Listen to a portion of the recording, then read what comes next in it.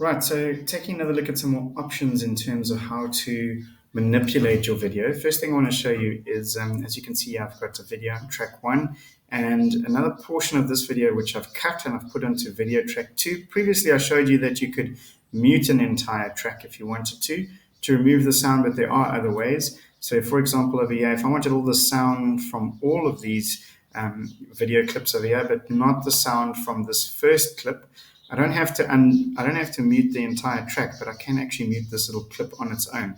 You just double click on the clip, which opens up all of these options for editing on the video. And when I select the sound over here, I can select to mute that particular clip. So then I hit mute, and then I save those changes. Now it won't play any sound. Let's just test that quickly. And the playhead goes, no sound, no sound, no sound. I'm talking. And what you need to do is you actually need... And then the sound comes through there again.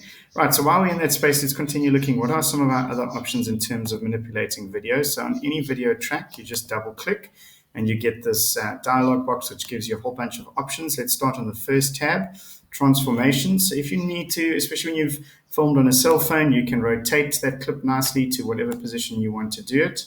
Okay. There's also the option from here to crop the clip. So you can actually make it a little bit smaller if you want to. Let's see if Control-Z works there. No, I've got to drag it back.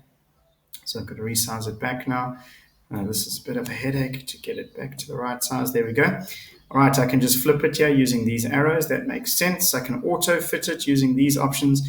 This is a pretty cool option over here, is to zoom. So if I want to actually zoom after the fact, and let's pretend I actually don't want my face, but I want just the light bulb and the lampstand in the background, I can do that. All right, and it can play in that position for the entire clip. And those are my options over here. Okay, then in this space, the sound options we saw, we can actually add a fade in and a fade out, and we can say how many seconds. So from here, I could say the sound must fade in for 1.5 seconds and it'll fade out slowly for 1.5 seconds. We'll demo that in a moment.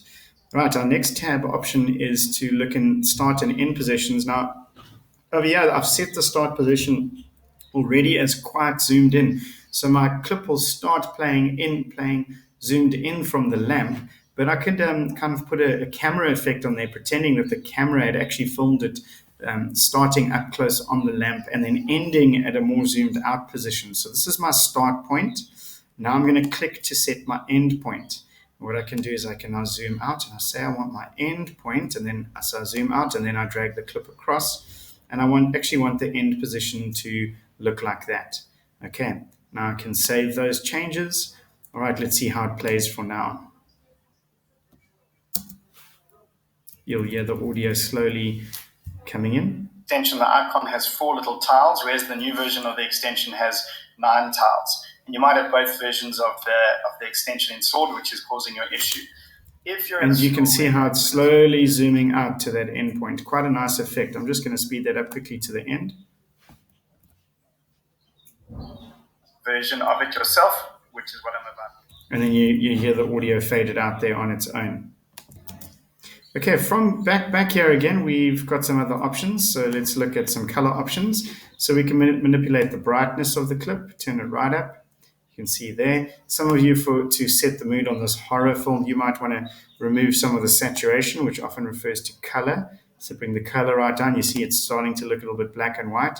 Contrast pulls differentiation between the blacks and the whites in your video. So you can just play with the contrast until you get a look or a feel that you quite like or looks quite spooky.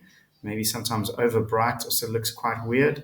Okay, the hue has to do with the color spectrum as well. So you can see this is a colder, okay, and then on this end of the scale, it's a warmer color hue as you move through that spectrum. And then temperature, would rather be colder and warmer. Colder on this side, and then a warmer color spectrum on that side. So you can just play with those to create whatever effect you want.